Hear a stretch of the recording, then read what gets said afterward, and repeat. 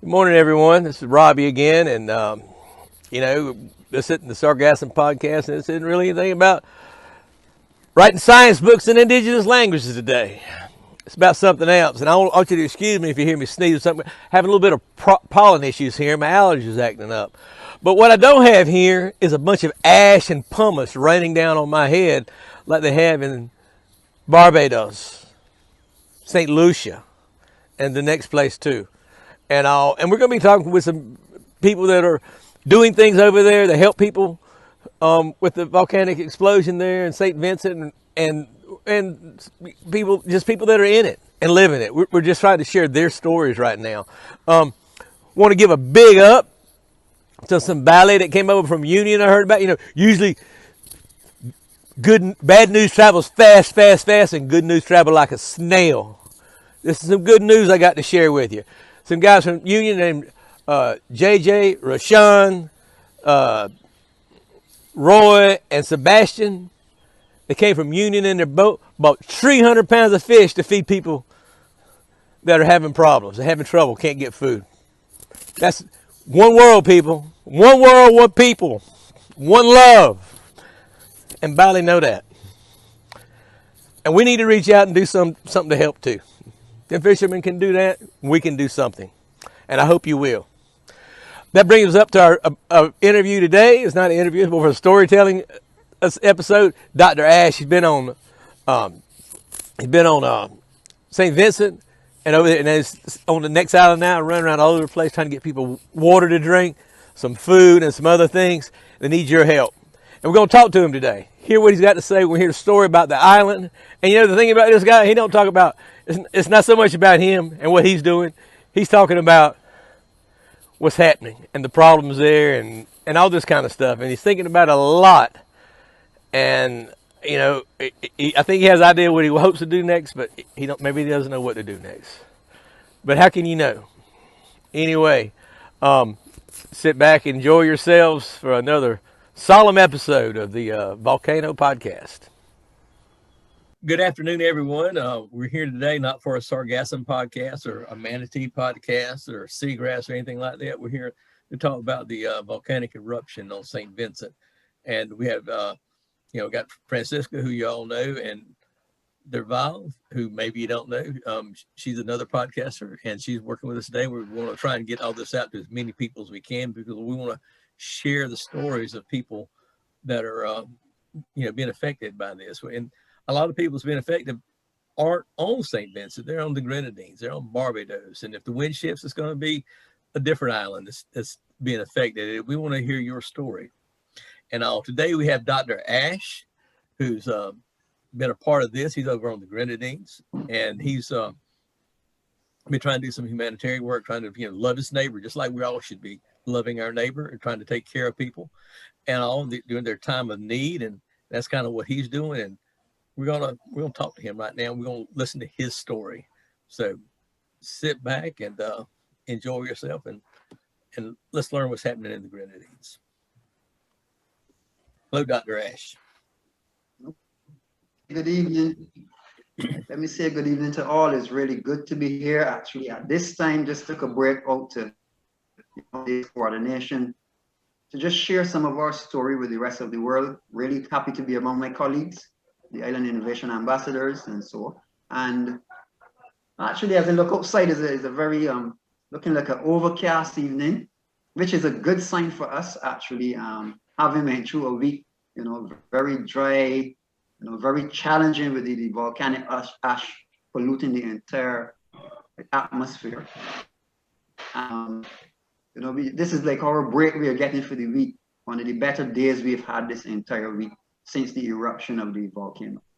Now, just for a little background, this was being the yesterday actually. The volcano was in its 42nd anniversary. So the last one we had was 42 years ago, up to yesterday.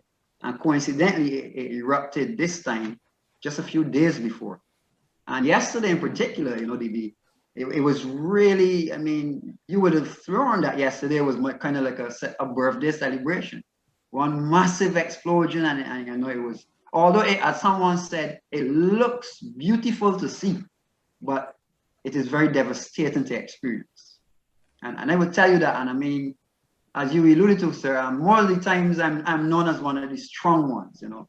I'm a community disaster manager, responder, first responder, and so on. So I've been involved in a number of different disaster responses and planning and so on. But this one, I must say that this one literally shook me. I remember on Saturday morning, it erupted the Friday evening. And when we were looking at it, where both the video and when the ash bloom started to spread towards the east, we could have seen parts of that where we are in the Grenadine island of Bequia. I actually did a video on it, and I was saying, you know, this was it looks like clouds just passing across the sky, and we recognized the difference instantly because the ash clouds were lower than the usual clouds, and you could have actually seen the difference in the sky, where you see two layers of clouds up under each other. And to me, it was very interesting. But what I woke to on Saturday morning was a whole, I mean, completely different. Actually, one of the first things I recognized on Saturday morning is that you know, the ash was toxic. So we had to immediately not just wear our masks, but we had to actually wet them up. So it was no longer wearing the dry masks like people were doing during COVID, but we had to actually be wetting these masks in order to breathe. All of the houses down, completely locked in, and I mean no air coming in. You can't use your air condition, you can't use your fan. You just have to shut in that room for we went about 22 hours like that. You would occasionally come and open the door. Yeah, open the door and take one breath, take the mask off, one breath back on and back inside again, because you couldn't allow the toxins to come in your home. And for me, that was the breaker. I couldn't believe that, you know, we would usually have flooding, we would have earthquake, we would have even hurricanes and so on, snow even, tornadoes. But I've never been in my life in a disaster where you yourself cannot even breathe properly. I mean, it was, you know, what we had to do actually was to create air. You walk around the house. So as we move around the house, you know, it would create its own air. That is what was actually helping us. And we use a technique where we would fill buckets of water and we would place them in the center of the large areas of the house. And that would actually, that's a process we use to take some of the toxins out of the air. The other thing that was interesting for us was that here in Bequia we have 5 islands in St Vincent and in the Grenadines that does not have a running water system that you would have in most countries, meaning tap water coming to you from the central system. So in the Grenadines, we rely on rainwater harvesting from the falls into tanks, the gutter rains, and then into the tank. So when the ash started to flow, we had to disconnect every single tank. And you're talking about nearly 10 to 15,000 people in 5 different locations, and every single tank had to be disconnected. And we had to ensure that ash does not go into our water tanks. So right away, we knew that we had created an extra serious water problem. And the dust was already out there. We had to tussle through that to get that fixed. And then you couldn't do any cleaning on that day at all. It was just too much. And then now you were also seeing the impact now on the mainland. And what was happening then was that we were trying to get out of the way at first, right? So the concern was we are hoping that we evacuated and all are safe. And you can see, like, all during the day, they use several methods to evacuate people, by land, by boat. At some points, the bigger vessels, the ferries and so on, could not even get into the land. So the fishermen, the fisher folk, use the smaller, what we call our water taxis and speedboats to go in and rescue people. You know, it was an amazing sight to see that at a time like that, you know, that they went all out to save these people from in that zone.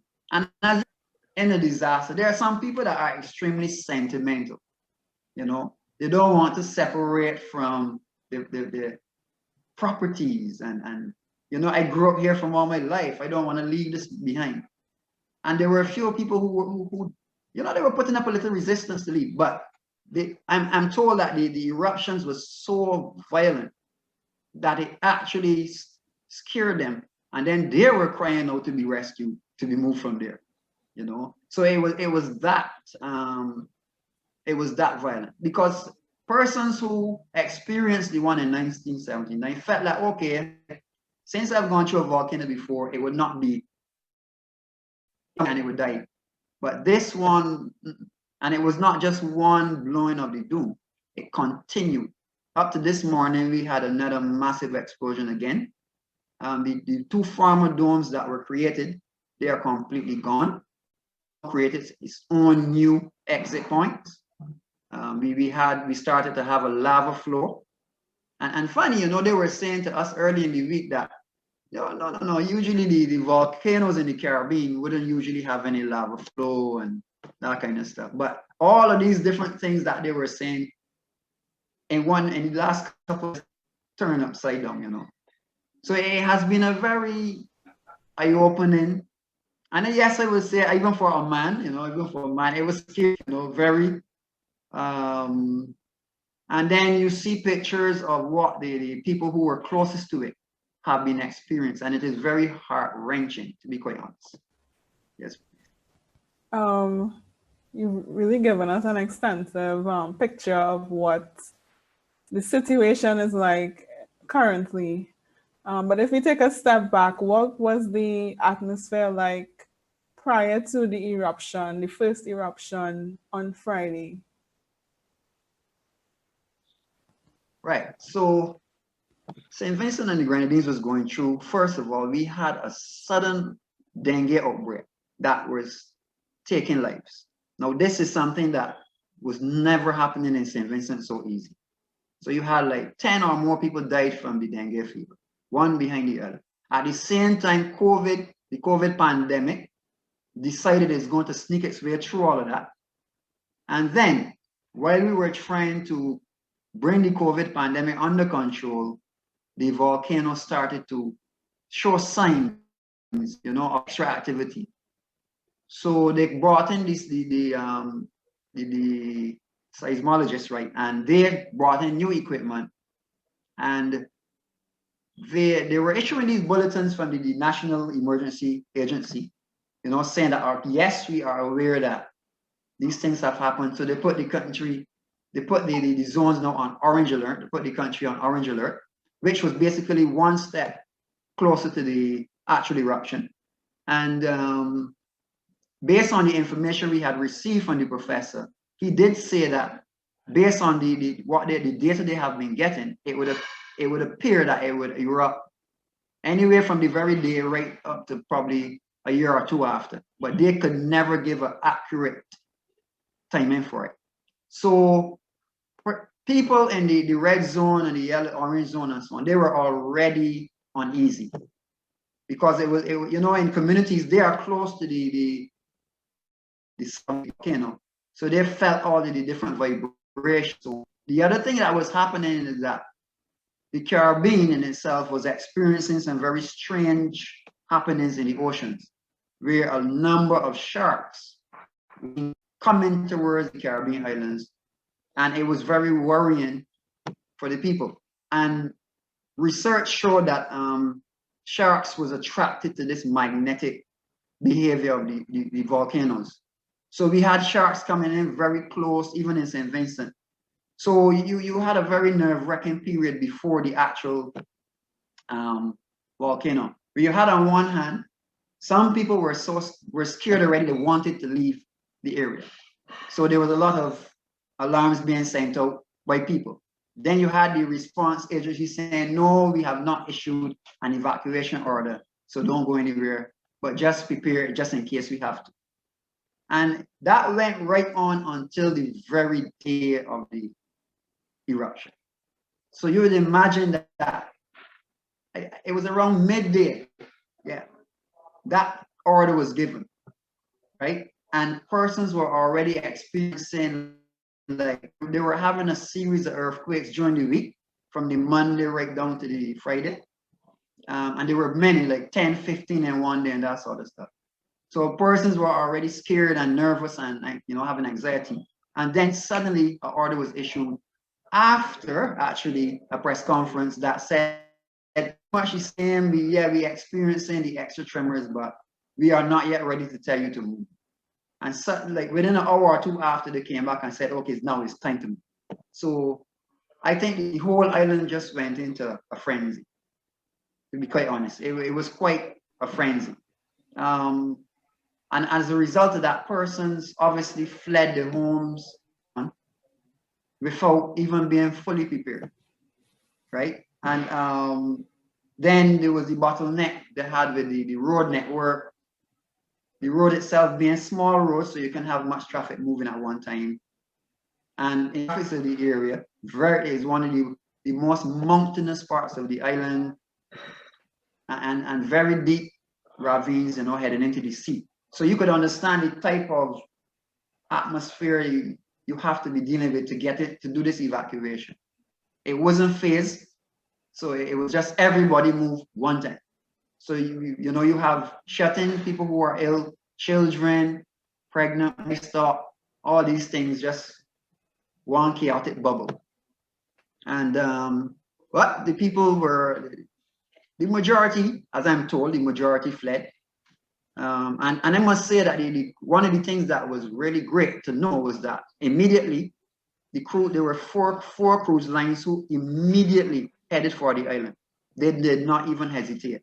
And that was really, really, really a good highlight for me. That gave me some hope that, it didn't take 2 days, 3 days. I understood that one ship actually turned around and came back to St Vincent when the news started to spread around the world. And so let me ask you a question. Evacuation was taking place, and you can see from.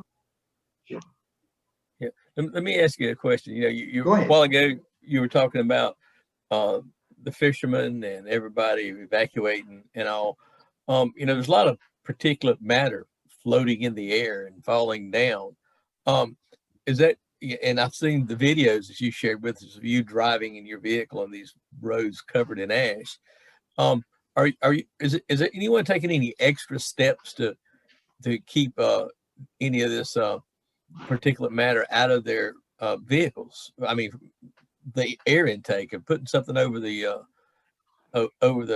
air intake, the air filter, to give it some extra help, or are you aware of anything like that? I am not personally aware, but I can tell you from my knowledge, I just think that because we did not have any time in between to act, so I believe that most people probably would have not taken those kind of steps. Because even protecting the vehicles by covering down with a tarpaulin or something like that didn't even have to, because once that order was given, I think by 5, 6 o'clock, that volcano had already erupted. Within a matter of 4 to 6 hours, it had actually erupted. So it was not like we had 24 hours before the eruption took place. Our mind now, we have a situation where we have 17,000 people displaced, and we just want to get some basic items to them so that it wouldn't be too much on them. So we didn't even think about, honestly speaking, we didn't think about vehicles. I think it was only Sunday evening when people, or Monday, when people actually started to even take dust off of vehicles and so on, right? Yeah. For those from Friday to around Sunday, I don't think much people even, to be quite honest. And honestly, and even during the week, I can tell you, even we have not even looked at that.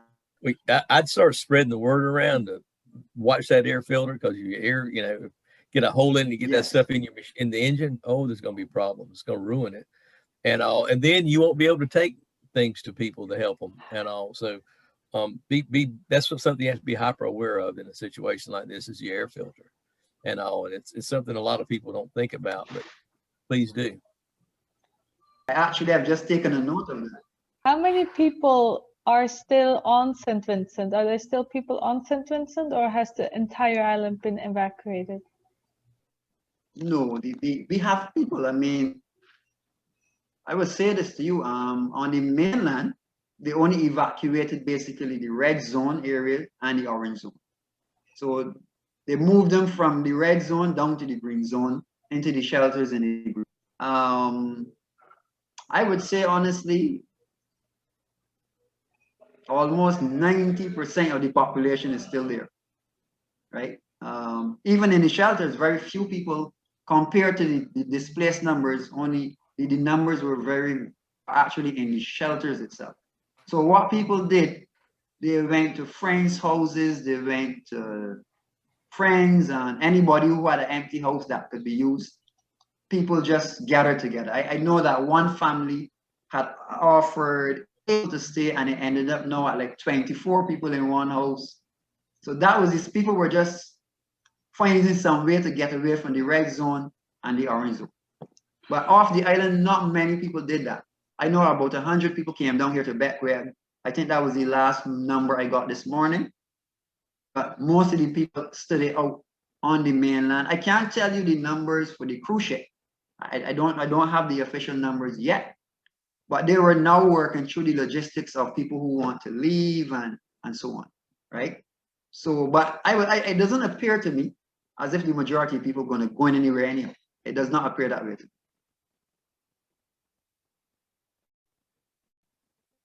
Let there be a next big eruption.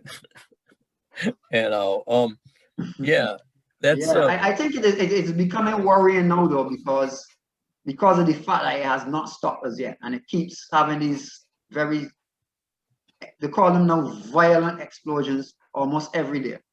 It's starting to worry some people now. Some people are questioning themselves now, you know, as in terms of, should I leave?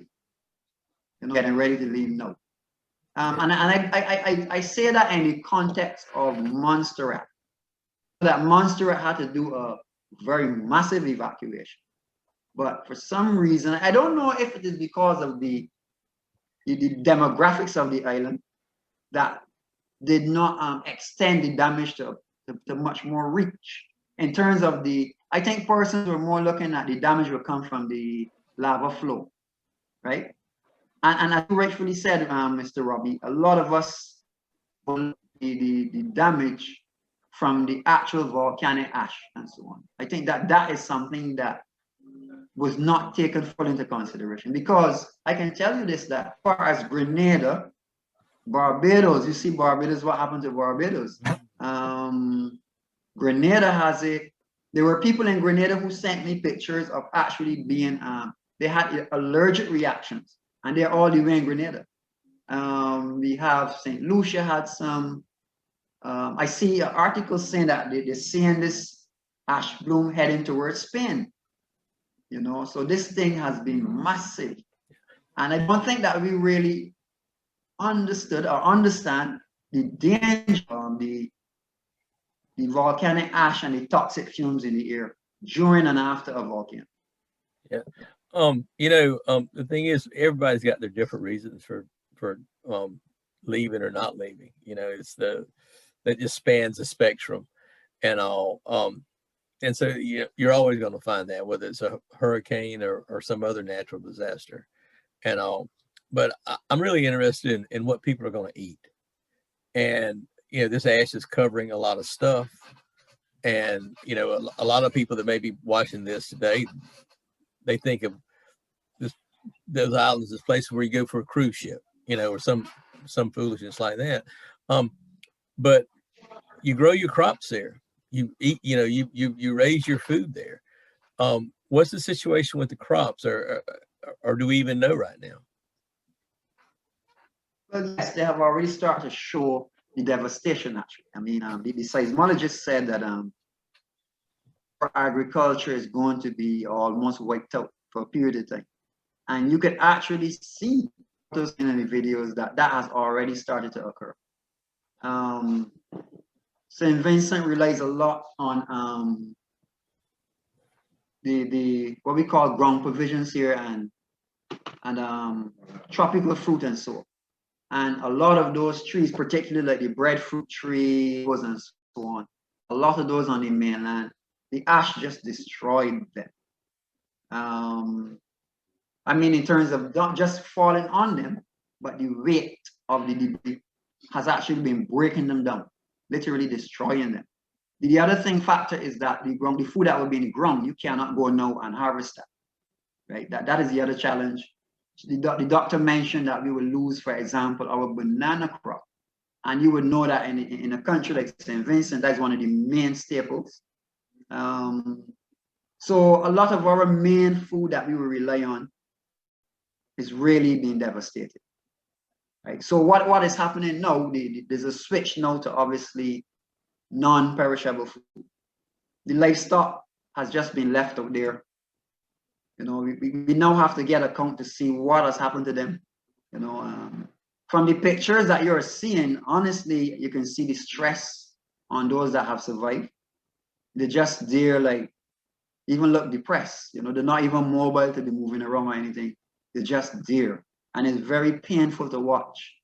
You know, from every type of animal, from the cow to the dog to it's very painful, to be honest, to watch. But, you know, at that time, you really couldn't take them anywhere to a Pacific shelter or anything at that point. It was basically a matter of if they can make it on their own as an act of Mother Nature, you know. There is some that we see obviously still alive, but we are not sure yet as to what is the degree, what is happening to them. And my other concern is that just like us, these animals go through severe respiratory problems too. Having been fully exposed to this toxic stuff and the ash, and because they had to be out there breathing that, and they're in a building for them to go in and hide from it or anything. So it would have been, I could imagine the devastation that they are feeling too, you know, and they're showing it. They're actually showing it. You know, you see the pictures, you can see the stress on them and so on. So it has been, it's something that I don't think that we were prepared for at all. I mean, yeah, you hear about volcanoes, you even saw Montserrat, but I think the average person that you would not imagine that something like that will come to me, you know. Dr. Ash. So from, yeah, yes, please. Yeah, so from what you said, you mentioned that, you know, you all were facing not just the immediate effects of the eruption, but prior to that, you all were facing a dengue, you know, people being infected with dengue, as well as the COVID-19. So we see the convergence of, you know, multiple crises. And, you know, these things are not going to go away. They're not going to disappear. But we're seeing a lot of aid pouring in from your neighboring countries. But where do we start to rebuild? How do we rebuild? Any thoughts on that? Well, to rebuild, I think one of the first things you just have to do is, I mean, they're in disaster management, there are several stages. So when the incident occurs, you're looking at saving life first. So we've been doing that, has been happening. We know that for sure. Then you look at, for example, providing aid to those affected. That is going on. And now you're looking at obviously an assessment of the damage. That will then determine where you go forward. So what I'm seeing happening now is that for us, even as an organization, and for me as the, you know, one of the first things I wanted to make sure would happen in going forward was that we get that aid to the people. So one of the other things that I probably should have mentioned before also was that not only did we have the natural crisis that was happening, the health was experiencing an economic downfall, right? So a lot of the persons here would not have the available resources that other countries might have. So right now, a lot of people depend on remittances that is coming to us now. So you understand why I'm talking about rebuilding.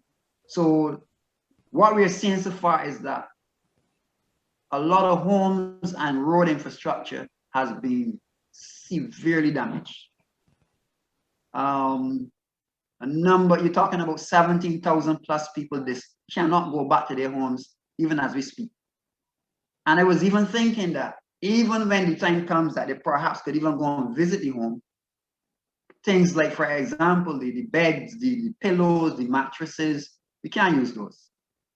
We just have to recycle them and start all over again because they would have been exposed to so much toxins. You can't go and sleep on that kind of stuff. So the rebuilding is going to have to start with the basic needs first. And then we're going to have to look at it in terms of perhaps I'm seeing possible relocation in some cases. I would want to think though that if I had the opportunity to create policies in terms of rebuilding, one of the things I would want to do now is instead of just naming an area a red zone, having seen the devastation, I would want to declare some areas inhabitable, right? I think it is a bit too dangerous to be too close to that volcano, right? So then we would have to look at how do we relocate people, where is the safer places and so on. Basic housing, you're gonna have to do some quick basic housing. And if I take an example, I noticed that in the United States of America, in the worst stages of the pandemic, what they did, and China did it as well, they were setting up these emergency hospitals and so on in different locations. So you're going to have to set up infrastructure like that because a number of the people that had to be evacuated would be facing now a lot of respiratory challenges, not just now, but going forward. You have to be having frequent medical assessments. And we don't have the facilities here to do that in terms of physical building. So there's going to be a need now for remote hospital care and so on. The other issue when we have food security, there's kind of an advantage and a disadvantage in that after a couple months or so, the very ash and so on that would have fallen, it goes to the soil then as good fertilizer. So the soil will become extremely fertile over probably a year or so. But in the immediate time, we can't always survive on the non-perishable stuff. We can't intake too much of that. So perhaps, possibly it's looking like we're gonna have to import the very ground provisions and so on that we would have before, we could have produced ourselves. We're gonna have to rely on importation and so on. In the immediate,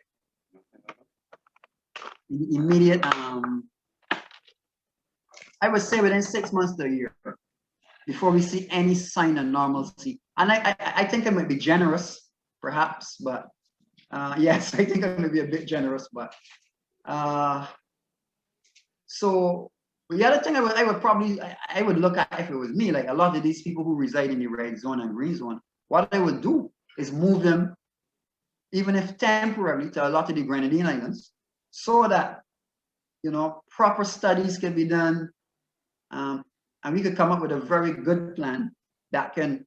So when we rebuild, it will be even way better than it ever was. And you can't do that. I don't think we could properly do that if the people are still within the very area that has been affected and so on. You need to really like what they did in Montserrat. The people left there for, I think, I can't remember the period of time, but I think maybe 6 months to a year or more. They actually were moved off the island so that they could have properly assessed it and determine what was best in terms of moving forward. So it's going to be a very big challenge. Our water system, our entire water system, not only in the Grenadines, but the mainland, has been compromised. The entire water system. We rely on river catchment. That is no more at this time. We can't use that right now. So we are resorting now to bottled purified water and so on. Even for the common baths and stuff, you can't safely use the water that would have been left back and so on. A lot of that water is going to actually be used for cleaning down, washing down homes and so on, not using for your domestic use. So we're going to probably even have to import domestic water also, not just for drinking, but for your baths and so on, for cooking with and so on. So we're looking at a massive exercise going forward, very massive. Then the education system, yeah, our education system, a lot of schools, you know, cannot function at this time. So that is another issue, you know, that the schools would, education would be more effective because they were on break from the COVID. And so that is another issue that we're gonna look at. They're doing virtual studies, but at the same time, a lot of the parents of these children are affected. Teachers are involved in the shelter management. The infrastructure is overloaded, the network. So there's a lot of complications that has been created by this one phenomenon. Yeah, let me ask you another question, please. And this is fascinatingly depressing, if you will. What kind of infrastructure is still intact there? Is there electricity? Is there internet? Do people have access to phones on St. Vincent, or is just everything shut down?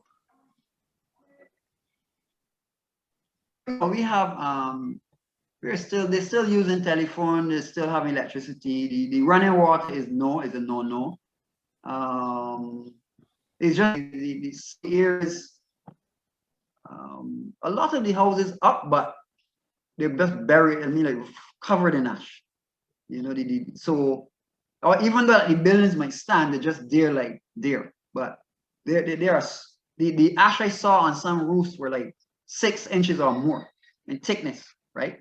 Yeah, it's very, especially the closer you go to it, it's extremely thick. As you will see even on the roads, you know, as the vehicles rolling, you saw that dust that was picking up that you couldn't even see the vehicle in front of you, which is very dangerous, you know.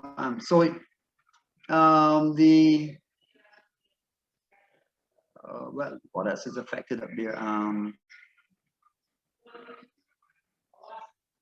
Well, yeah, I think I said mostly is you still have electricity, we still have the internet and so on, but you know, the water is the greatest. I think that had the greatest impact so far from the information I've received, you know. And then the fact that even though the buildings there, we can't use them for a while anyhow, you know. And there's a lot of infrastructural damage in terms of I think that there's a community that is cut off.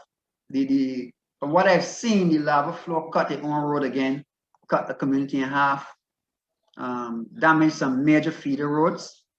So that's another compound issue that we have to deal with. The facilities, even for the shelters, are not even quite adequate for the numbers that we have. So, you know, that compounds even the challenge that we are faced with, even outside of the actual eruption of the volcano itself. It's like pushing over that first domino. Yeah, it's a rough one. Believe me, it is rough. It is so tough. I mean, for me personally and my team here, we are very troubled because we are miles away from this red zone and orange zone and even the green zone. And the effects that we are feeling is so tough on us, not just physically, but mentally, you know. Like, you just imagine that you came out and you washed down your entire house at 9 a.m. And by 11 a.m. you gotta go over that again. And then by 1 again, by 3 again, you know. And then when you get it in the morning, it's like you gotta start all over again. Because what they have advised us to do. I can't, you know, I've got a tremendous suite of experiences at my back, but I can't even imagine that. I can empathize with you because there's an issue, but when you talk about details like that, I can't wrap my mind around it. Yeah. That is the thing that got me. I mean, like, as I said, yeah, I heard about volcanoes. I've heard it, but there's nothing like experiencing it. Even from the distance that we are, there's absolutely nothing like experiencing it. You know, I don't think I would ever. I don't ever want to have to experience nothing like this again. Yeah, volcanoes are kind of like are like dinosaurs. We all heard about them. We just never thought we'd see one. So true, so true. You know, for me, it's like I have, as I said, I have been a community disaster manager for over 20 years. In many different islands I have assisted. And not once has I ever been scared until now. This is the first time I have ever in my entire life been frightened by a catastrophe. Literally shaked and cried and lost for words, like, can't move, just paralyzed mentally. You don't know where to go, what to do. You just get frozen. So it's really, I mean, the media, some people say that the media does show graphic stuff, but I don't think that the true story has even been told as yet, right? In terms of what this little island has been experiencing. You mentioned the physical, the physical damage that was done, but we haven't even gotten into, the trauma of the population in St. Vincent, and how do we, as I asked, earlier, how do we rebuild? And it's not just rebuilding the physical infrastructure or your economy or the agricultural sector, but I guess healing from this traumatic experience. So we can only empathize, as Robbie said, but I don't think our imagination will do it justice.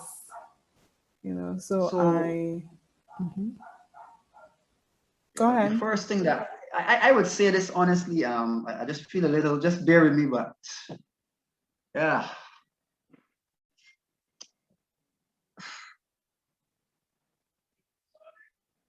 It is rough, believe me. I'm a therapeutic counselor. Let me say that. And I don't know yet. I haven't figured out yet how we are going to even start to help our people mentally, emotionally, spiritually. What I know for sure is that what needs to happen now is a lot of reassurance, care, not just that we empathize with the whole world. I know people sorry for us, they say, but what I saw that is needed in this is not just to say, oh, I'm sorry about what is happening there, but to do something. Now, people might figure, okay, but I am at a distance. No, don't matter how far you are, you can do something.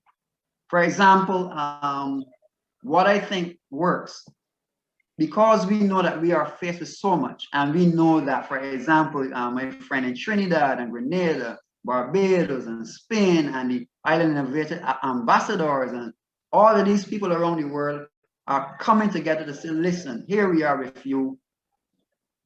This is what we're going to do for you, and it is actually happening, right? So when you're dealing with the affected people and they are aware that you are not in this alone, we have not abandoned you like how you had to abandon your particular area. The world is behind you. We are here giving you, not just saying nice words, but we are doing something to help, right? That is the first thing that I think would help these people, because in their situation, they need that type of reassurance. Then you have to continue this process. Now is a good time. I mean, just like I learned just now with Mr. Robbie, these little bits of education and public awareness. Tell us what to do from your experience, because we have never had this before. Most of the people that are alive now in St. Vincent heard about the volcano, never experienced it. Just a few would have experienced it. And what they said to us was that when it came, they themselves were young at the time. They were children. Even for me, that made me gather some more strength to know that, hey, now we can do something extra to help some other people. Because these people have acted right away. And I mean, like, using technology. You have a cash app, for example, because it's difficult to maneuver through, the kind of logistical. You had the airport, the airspace being shut down. The sea space didn't have visibility. So you can think of just sailing and stuff. But you had people saying, all right, here's some cash. Go to the local supermarket that has a stock, get some of this stuff, and then immediately, at least let them have a meal today. And then, you know, we will continue that process until more help comes. That is it. And when they see these meals coming to the shelter and people are coming to them, housing them, putting them up, making them more comfortable, that has helped a lot so far. Only today, you made a very good point there, Ms. Dervell. I had a request. I had two things happen. I had a group, the Caribbean Voice, that has offered psychosocial counseling, right? And then today we had a request from a shelter that there would be a need for it because the people in the shelters are basically breaking down. And we know that this would happen. So we have to do it by all means. Virtually, who can go in physically, it just has to happen. You know, so the Caribbean Voice we have some psychiatrists and so on. They are going to, what we're going to do, the teachers, the teachers and so on have tablets, devices. So they are going to now connect through a Zoom network like this so that the people in the actual shelter now can receive that counseling even over a Zoom call like this and so on. And I'm happy that we have reached a place like this in the world that we can even use the very technology to be effective even at from any location that you are. The fact that I'm here with you this evening, you know, the fact that you reach out to talk to us and to hear our story and to see what is going on, this is so much. Because when you're in this, you feel like you are in a cave, just closed in, like the disaster just have you wrapped into a cave. So when somebody peeks through that dust and you know, find a little light to peek into it, it is mentally reassuring, it is emotionally reassuring, and you know, well, we're gonna have for the religious person, you're gonna have the prayer, we're gonna have the people are singing. They're encouraging you to do a lot of things that would help ease that trauma, right? There's going to be a need for some structured though programming in terms of help, because I would anticipate that, you know, there's going to be a lot of mental health issues coming out of this, particularly depression, anxiety. We might see more people becoming, for example, experiencing being bipolar, because of persons who would have heard the explosions and witnessed them and were so close to it. They will become very traumatized over a period of time. And, you know, so we're going to be dealing with a multiplicity of mental issues going forward. The other issue that we are very concerned about, as you would know, that happens in any disaster on any part of the world is gender-based violence. How do we protect our children? I don't want to just say women, but boys and men too. Because, you know, if you understand what happens during the trauma that is caused from these events, sometimes get you in a mood that the hormones start to work in some very crazy ways that you would not perhaps do if you were not, you know, in a normal circumstance. And desperation of being locked into a building rather than the comfort of your home. So a lot of things, you see the possibilities of a lot of things that could try and come out of this. So we have to do a lot of capacity building to help people to learn how to cope within a sheltered environment. The do's and don'ts. We have to have our security intact at all times. You know, a lot of property, obviously, you got looting, and how do people? Then we got to prepare the people when you know them to perhaps go back to their property. You know, that is going to be a whole new episode of trauma again. And we have to prepare the people for that as well. So this is a long run, I would say. This is a marathon effort that's going to take. I don't think that this country would ever be the same again, ever.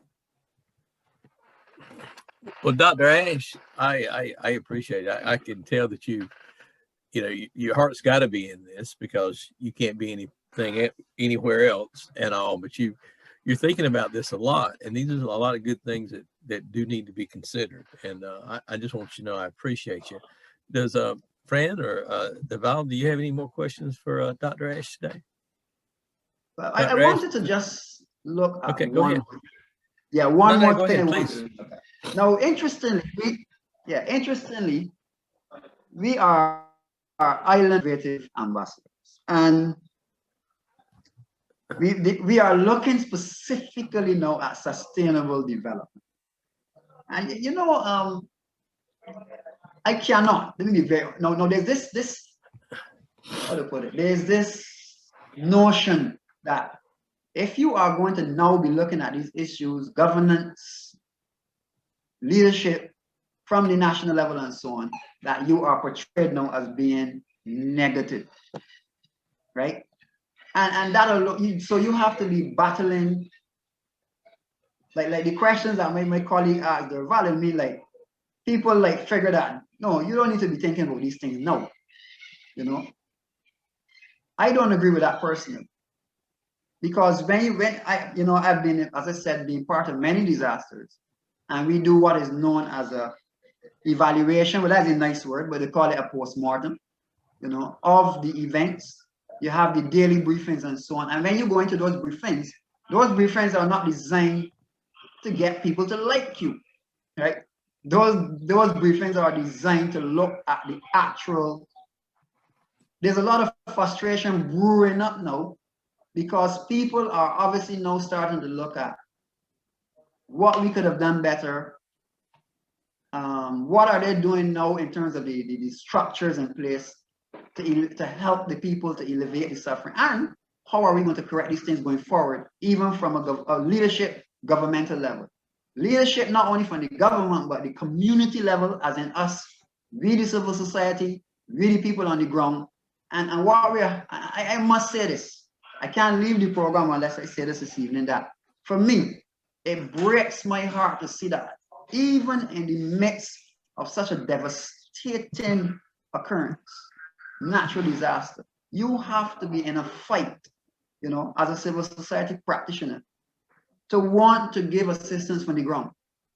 They're putting a lot of draconians in place to kind of want to block us in people.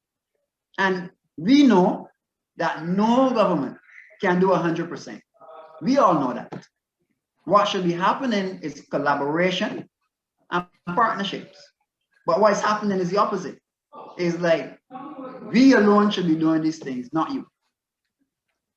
And it is creating a lot of frustration, because in the midst of all of that, because the national mechanism can never meet the needs of everyone, it is creating a lot more suffering. So the people are, it's not like before where people were going to shelter and just keep quiet, and no, the people are venting the frustration, right? And we want to help them, and your system is like, oh, no, we're going to block you from doing that.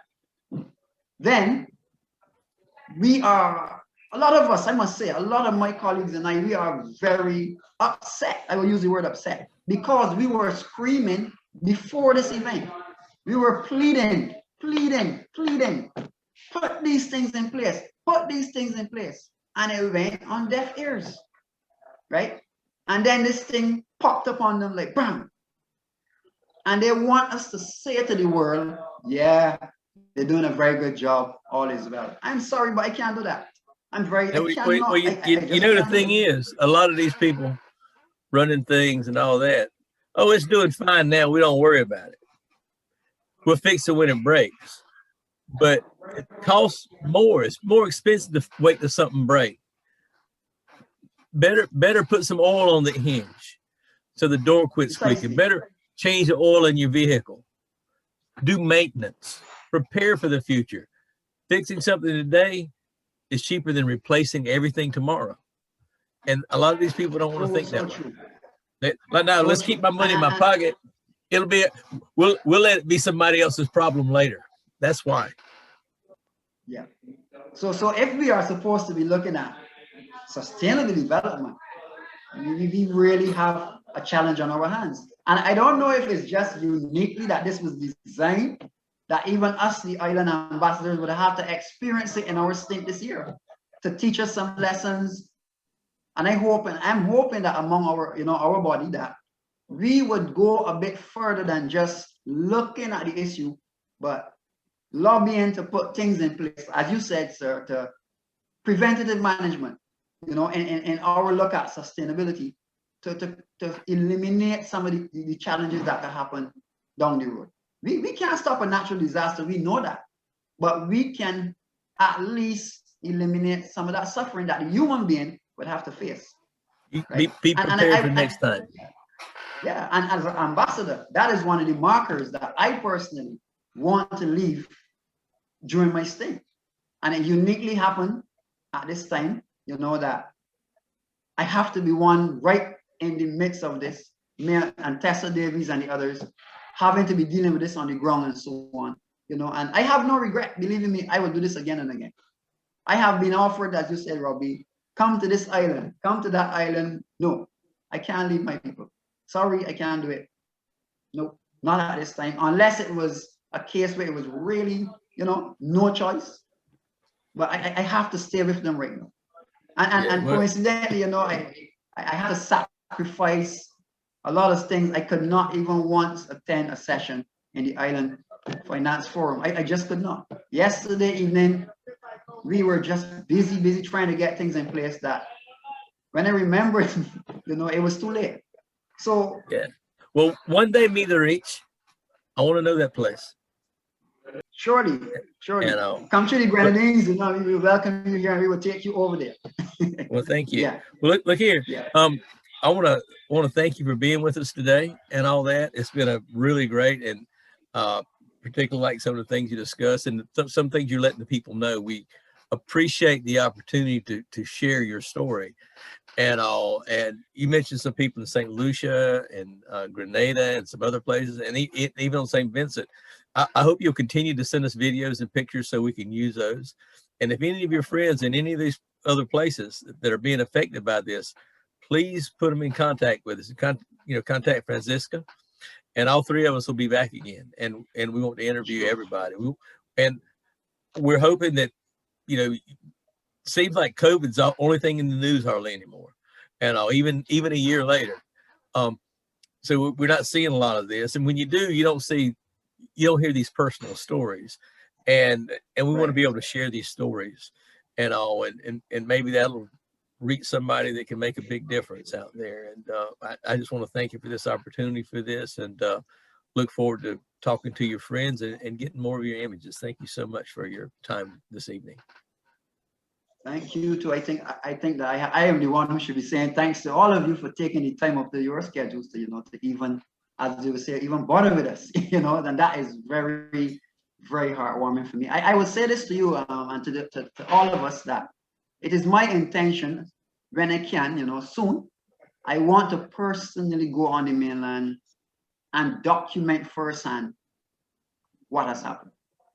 And I was, for sure, when that is done, I will get that to you, you know, because I need to tell that story. I need to show you the actual story, you know, to see some of what is happening and get a real true picture of what's happening on the ground. You have a good day. Thank you again, and thanks. And thank you all. Thank you.